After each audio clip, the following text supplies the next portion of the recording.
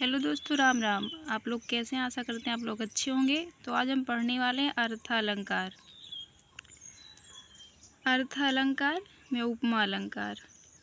उपमा अलंकार जब काव्य में समान धर्म के आधार पर एक वस्तु की समानता अथवा तुलना अन्य वस्तु से की जाए वहाँ पर उपमा अलंकार होता है। अर्थात जहाँ पर उपमेय की तुलना उपमान में की जाती है वहाँ पर उपमा अलंकार होता है।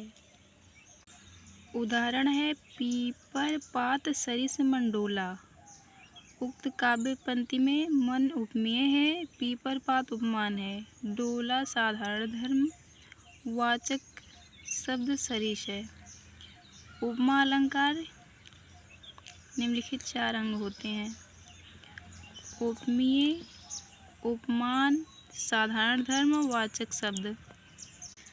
रूपक अलंकार जहाँ पर उपमेय और उपमान की अत्यधिक समानता को प्रकट करने के लिए उपमेय में उपमान का आरोप होता है वहाँ पर रूपक अलंकार।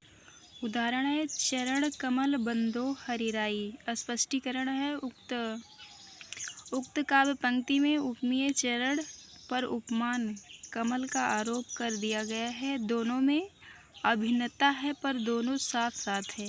इस अभेदता के कारण यहाँ पर रूपक अलंकार है। रूपक अलंकार के 3 अंग होते हैं: सांग रूप, निरंग रूप और परम्परित रूप। रूपक उत्प्रेक्षा अलंकार किसी वस्तु के संभावित रूप की उपेक्षा करना। अर्थात उपमेय प्रस्तुत उपमान अप्रस्तुत की संभावना को उत्प्रेक्षा अलंकार कहते हैं। उत्प्रेक्षा अलंकार में मानो, जानो, जनु, मनु, ज्यो इत्यादि शब्द का प्रयोग होता है। उदाहरण है सोहत ओढ़े पीत पट श्याम सलोने गात मनो नील मणिशैल पर आतप प्रयोग। स्पष्टीकरण है प्रस्तुत काव्य में श्री कृष्ण के श्यामल शरीर पर नील मणि पर्वत की तथा पीत पट पर प्रातःकालीन धूप की संभावना व्यक्त की गई है, अतः यहाँ पर उत्प्रेक्षा अलंकार है। उत्प्रेक्षा अलंकार के 3 भेद हैं: वस्तु उत्प्रेक्षा, हेतु उत्प्रेक्षा, फलोत्प्रेक्षा।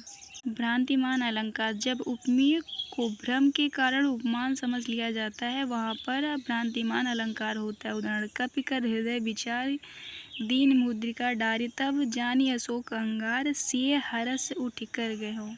स्पष्टीकरण है प्रस्तुत पंक्ति में श्री कृष्ण